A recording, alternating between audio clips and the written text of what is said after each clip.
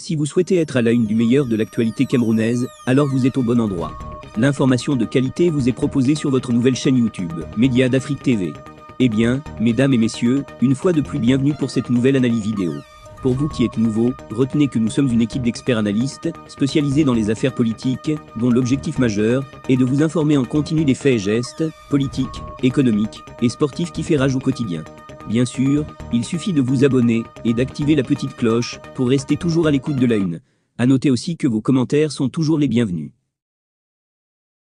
Bienvenue sur Média d'Afrique TV. Aujourd'hui nous plongeons au cœur des défis et des enjeux politiques du Cameroun alors que l'année 2025 approche à grands pas. Avec des changements en cours au sein du parti au pouvoir, le RDPC, et des dynamiques familiales complexes, nous allons analyser ce qui se dessine pour le pays et son leadership.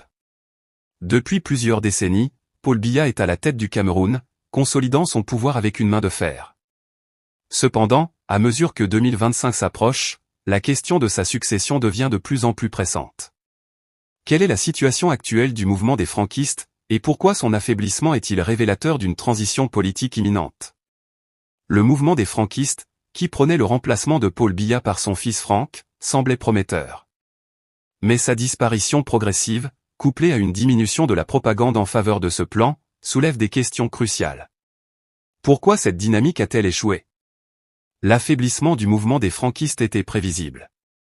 Bien que les enfants de Paul Biya jouent un rôle significatif, ils ne sont pas des acteurs incontournables dans la gestion du pouvoir. Paul Biya a su imposer des règles de gouvernance strictes, maintenant sa progéniture éloignée de la sphère politique. Cela a pour effet d'annihiler toute velléité de rivalité au sein de son propre camp. Cette stratégie, bien que efficace pour maintenir son pouvoir, crée un vide en termes de leadership futur. Mais qu'adviendra-t-il après Paul Biya? Le bilan de son règne laisse entrevoir des défis considérables. La transition politique est loin d'être sereine, et les Camerounais les plus avertis commencent à prendre conscience des implications de cette succession. Le contexte camerounais ne semble pas favorable à un héritage politique héréditaire. Les jeunes, qui représentent une part croissante de la population, aspirent à un changement.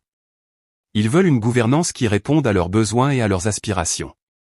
La question de la succession pourrait ouvrir la porte à de nouveaux acteurs politiques, qui pourraient remettre en question le statu quo.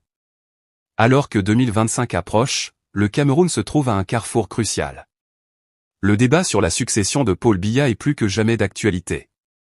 Les défis sont nombreux, mais l'espoir d'une transition politique réussie reste vivant. Restez avec nous pour suivre l'évolution de cette situation palpitante. Merci de nous avoir suivis. N'oubliez pas de vous abonner pour plus d'analyses et d'actualités sur le Cameroun. À bientôt.